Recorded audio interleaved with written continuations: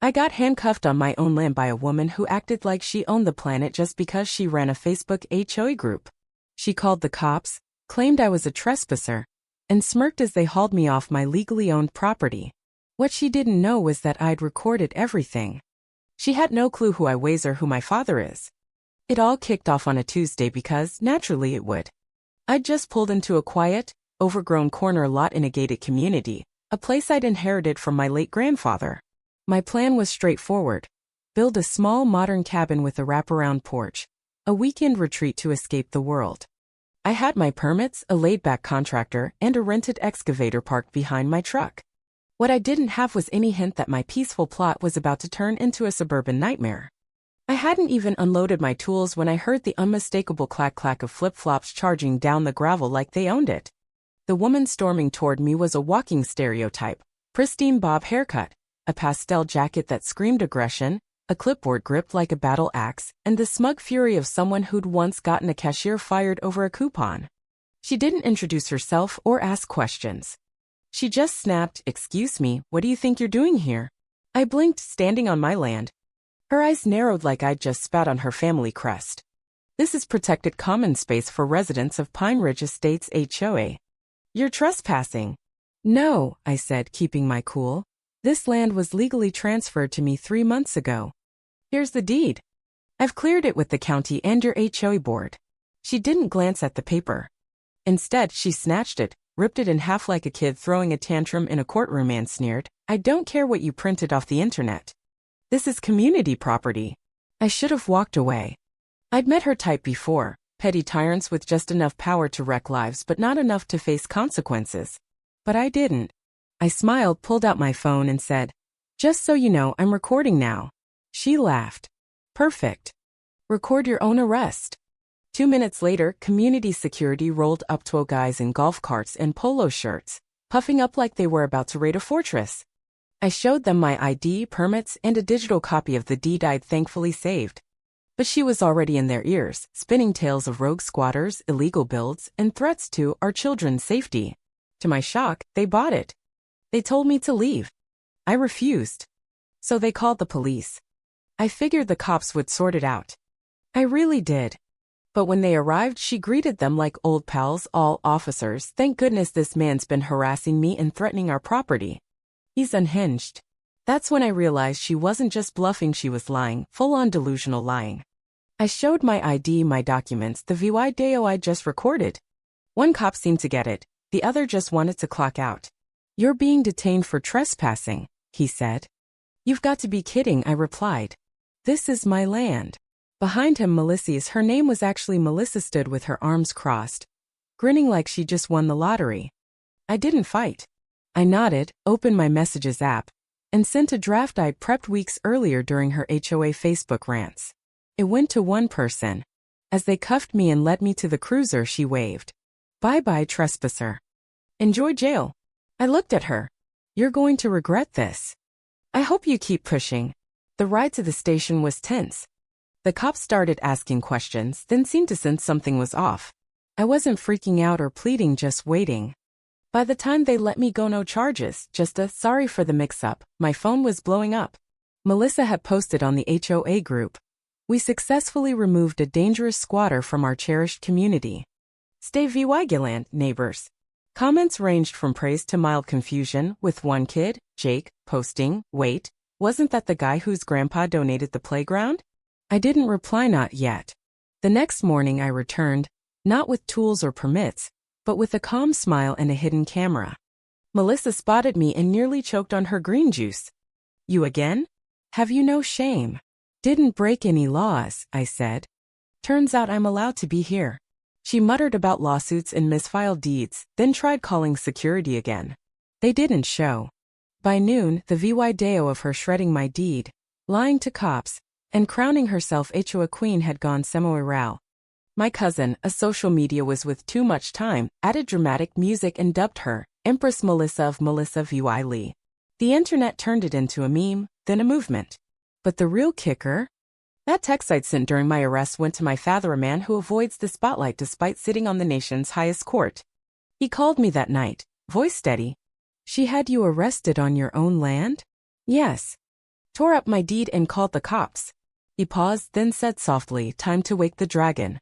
That's when I knew this wasn't just about land, Anna Marie. It was about principle, about standing up to clipboard-wielding bullies who think they can ruin lives. The next day felt like a surreal comedy. I pulled into my lot, expecting Melissa to leap out with a bullhorn. Instead, I found a laminated cease and desist emergency HOA injunction, taped to a folding chair in my driveway, written in Comic Sans, somehow making it more insulting. The HOA had voted overnight to halt my construction pending an investigation. Into what? No one knew, not even the HOA secretary, who messaged me privately, "I'm so sorry. Melissa says you're a threat to the community." VYB. I hadn't even broken ground yet, just my truck, some flags, and a muddy excavator sat there. But Melissa had invoked an emergency clause to stop anything disruptive. She posted a photo of my truck, calling it urban blight. My contractor laughed. "I've built in war zones with less hassle." I told him to take the day off but keep the gear ready. Melissa went full dictator, posting hourly updates on the HOA group like a wartime general. "Today we halted unauthorized construction threatening our kids' safety. Thank Officer Daniels for detaining the trespasser." She shared a pic of a security guy holding a walkie-talkie like it was a grenade launcher. Neighbors started whispering, some doubted her. Others stayed quiet, scared of HO backlash. I documented everything, screenshots, voice memos, videos, every absurd claim. Her husband, a realtor named Greg who dealt in luxury homes, strutted up that afternoon in gleaming loafers. "Listen, pal, this community's about value. Make this a thing and no one will want to live here. You're threatening me for building on my land?"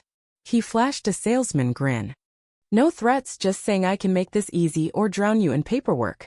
That night, the HOA hand-delivered a notice like Melissa thought she was in a courtroom drama, announcing a hearing the next weekend to decide if my property qualified for residential use under, REVY said, bylaws, amended that morning and backdated 3 months. I nearly laughed. At the meeting, I walked in with every document I had. Melissa opened like a monarch, thanking everyone for defending the neighborhood's sanctity.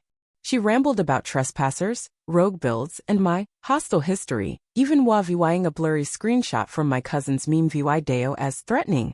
My turn came. I set my papers down, played the video of her tearing my deed and calling me a trespasser. Silence. I added a voice memo of her claiming my lot was spiritually HOA territory, then showed the original plat map pro VYing it never was. Murmurs spread. One board member whispered, "Wait, he's not under us?" Melissa snapped, "Irrelevance disrupting our harmony." But the truth was out. Still, the board voted 4-3 to keep investigating and freeze my build, with Melissa voting twice as interim chair after declaring a vacancy that morning. I didn't argue. I gathered my stuff and left. As I passed her, she smirked, whispering, "You can't win. We make the rules." I called my father from my truck. "How bad?" They froze me again, rewrote their rules to do it. A long pause. "You've got it all recorded? Every second." "Good," he said. "Time to end this. Send me everything and clear your weekend." That night, I posted the raw HOA meeting online. Reddit grabbed it, then local news, then a TikTok lawyer with a cat filter dissected Melissa's SOAV violations in under 10 minutes. The comments erupted. The weekend hit like the calm before chaos. My father flew in Friday night, landing at a small airport nearby. No entourage, no suit, just a duffel bag and a thick folder. He poured coffee, looked at me, and said, "So we're dealing with idiots." "Bold ones," I replied. He spent hours reviewing the fake bylaws, Melissa's reports, the arrest video, the hearing, even Greg's bribe attempt to my contractor with golf club passes. He closed the folder, tapped it, and said, "Good. They've made it easy." Saturday, things moved fast. A CIVIL rights attorney arrived, young, sharp, and lethal. "This'll be fun," he grinned. We filed a lawsuit against the HOA for unlawful detainment, harassment, defamation, and property interference. My father's legal draft was so tight the court clerk asked, "Wait, this is your dad?" News broke that afternoon. Supreme Court Justice's son sues HOA for CIVIL rights violations, with Melissa's worst photo plastered online. She doubled down on the HOA page, calling it a disinformation campaign, me an agitator, and my father a meddling bureaucrat. Comments spread between popcorn gifts and neighbors apologizing. Sunday, process servers hit every HOA board member. Melissa got hers during book club, reportedly hurling Chardonnay and yelling about judicial tyranny. Then the big move, we filed a federal motion challenging the HOA's authority over my land. Pro VYing with surveys and deeds it was exempt and they'd faked records to claim otherwise. Checkmate. A national morning show ran, HOA Gone Wild, with analysts laughing at Melissa's antics. Tuesday I returned with my crew. A new stop work order sign stood on my lot. My dad yanked it out, muttering, "Not worth the ink." Melissa appeared, not charging this time, slow, red-faced, shaking. "You can't do this. Build on my land with permits and court backing?" I replied, recording. "You've humiliated me," she croaked. "You humiliated yourself," I said. She pleaded, "I didn't know who your father was. You didn't care who I was, you wanted control." She walked off, defeated. That night, I posted the full saga online. It exploded, thousands of comments, shares, HOA horror stories. The next morning, the new HOA president called to apologize and discuss ousting Melissa. I smiled. "Now you're speaking my language." My dad handed me coffee as we sat on the trailer steps, the sun rising. "You did good," he said. "I got arrested. You stayed calm, recorded it all, followed the law, and let them burn themselves." We sipped in silence as construction hummed. "Build it strong," he said. "People like her hate things that last."